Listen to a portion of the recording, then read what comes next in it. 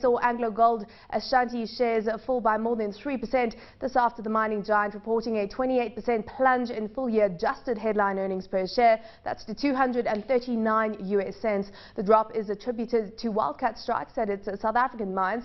Earlier I unpacked the numbers with AngloGold Ashanti CEO Mark Cutifani.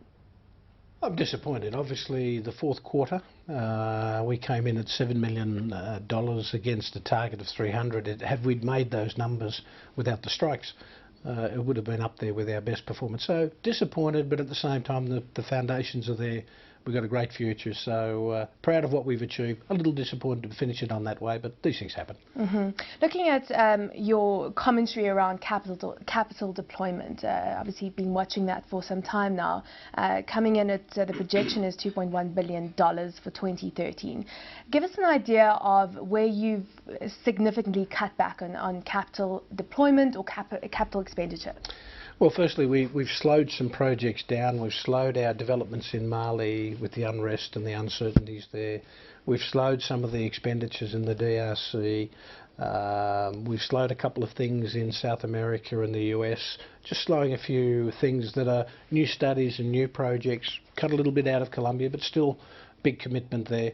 And we've slowed one of the developments up in South Africa because of probably reconfiguring that to some degree. So everywhere has experienced a bit of pain. We've pulled our belt in right across the board. So it's hit mainly the new project areas.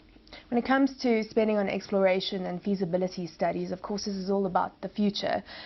What about the balancing up against the opportunity cost of that? I mean, how did you make that decision, and how do you view those decisions that have been taken? I think the important point to make is when we talk about cuts, sometimes that word is a bit misleading. We've slowed some projects up because if we've got a $3,000 an ounce gold price, then we will accelerate those expenditures and more to get more production out there. But today, gold price is a bit soft.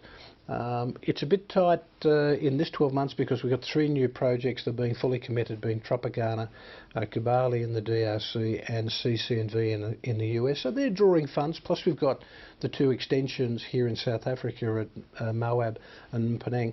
So we've been slowing those projects up, pushing them out a little bit so that we make sure we keep the balance sheet in good shape and we don't stress anything, keep our investment grade rating, be responsible with shareholders' money and at the same time continue paying some dividends.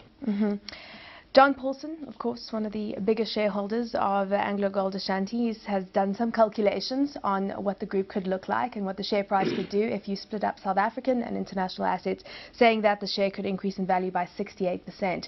I'm sure this is something that you've also looked at. Do you agree with him? Well, I think he's probably conservative. I think the company has been undervalued by more than that. I think that was the most important point he was making, is the company's been devalued. So the challenge to the team is to get that value into the share price. Now, he's proposing one way of doing that. There are many options that the team is looking at, including the one he proposed. So AngloGold is looking at potentially splitting up South African and international assets? Looking at a range of options, hasn't determined where it should go, but it has to listen to its shareholders and their concerns regarding the flow of information from South Africa. Now, what I've put on the other side of the ledger is I think South Africa is a good place to do business. In watching the Goldfields transaction, we've seen no demonstrable uplift in value relative to its competitors. So at the moment, I'm saying that looking at Goldfields, we haven't seen an uptick in value, but we will watch that carefully. And the board is evaluating all options, as it always should. But there's been no decisions. We still have a great global portfolio, and that's our starting point. And at this stage, seeing some of those restructures occurred, we've not seen a demonstrable value uplift. So it's something that's on the table. We're looking at all the options, but no decisions. And as you step away and move on, moving to London and of course heading up the Anglo American, how do you feel about the company you leave behind? I mean, and what do you say is some of the significant changes that you've seen over your time here? Well, we talked about that today. 70% improvement in safety, 70% improvement in environmental performance, that is less spills and issues, significant improvement in our relationships with most of our home communities, tripling of earnings, leading industry in terms of returns. I think they're the big contributions. Today, AngloGold has a production pipeline that will last more than 15 years, better than any other company in the industry. Number of options. What we have to do is get to the gold price, or get to the share price, sorry. Maybe both. And of course, one of the key events on the South African calendar is the budget day speech coming up next week. There are a lot of proposals on the table: the mineral resource rent tax, a change in fact to royalties, carbon tax potentially, an export tax, CSR initiatives, and trying to incentivize mining companies. What do you think is going to be said this time around about all those elements which still have an element of uncertainty to them? Let me start with what I think should be said. First point, the mining industry, in terms of all of its revenues, only 7% has been returned to shareholders. The other 93% of revenues from the South African industry is actually being paid out to suppliers of goods and services, people's wages, local community development programs, and governments in terms of taxes. So, and in fact, in the last 5 years, we've spent more money in South Africa than we've actually taken from the revenues.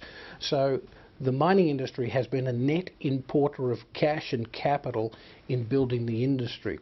So when people say we think we should increase the taxes and the tax takes, what they're saying is we think we should take more than 100%, because at the moment there's only 7% that's gone to shareholders. We have to make sure this industry remains viable and attractive for investors. So I'm really concerned that these discussions are scaring people in an industry that has actually shrunk in value in real terms 30% in the last 5 years. The all-share index in South Africa is up 60%. The mining index is flat over the same period. And if I take inflation into account, the mining industry has lost 30% of its value for its shareholders. Anybody who thinks mining has some big pot at the end of the rainbow that can be taken as part of a tax take actually doesn't understand the numbers. We are a vital part of the industry. We need to continue to invest. We need the government support. We need everybody's support to be successful. So I think the Finance Minister understands some of those fundamentals, and that's why he's cautioning on people's expectations in terms of what more the industry can contribute. But we'll be there. We'll be part of the conversation. We will always make sure we pay the right amount of tax, but we do have to take it into the context that we've seen a shrinking of the industry in the last 5 years. If there is certain elements of the mining taxes that are increased, can the mining sector in South Africa, could AngloGold Ashanti as it stands right now, afford to pass those taxes on?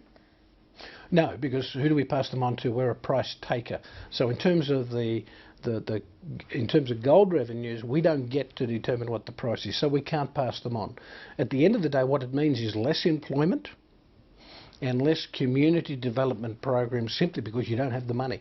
And in a country where electricity prices are up 278% in 5 years, and the current proposal would take it to 578%, we're under pressure in our cost structures. And at the end of the day, the only other place you get to go is you can't employ as many people. I don't want to see that happen.